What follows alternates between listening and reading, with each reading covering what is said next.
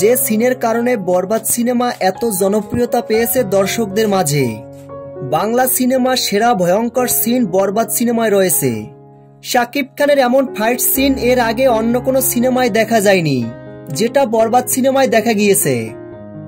বরবাদ cinema দেখে এমনই মন্তব্য করেছেন অনেকেই। দর্শকরা কেমন উপভোগ করছে?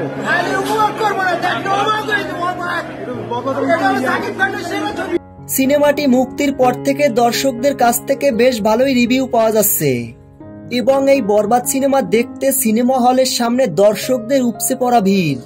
বরবাদ সিনেমা দেখে দর্শকরা বলছেন, শাকিব খানের বরবাদ সিনেমাটি বাংলা চলচ্চিত্রের মোড় ঘুরিয়ে দিয়েছে।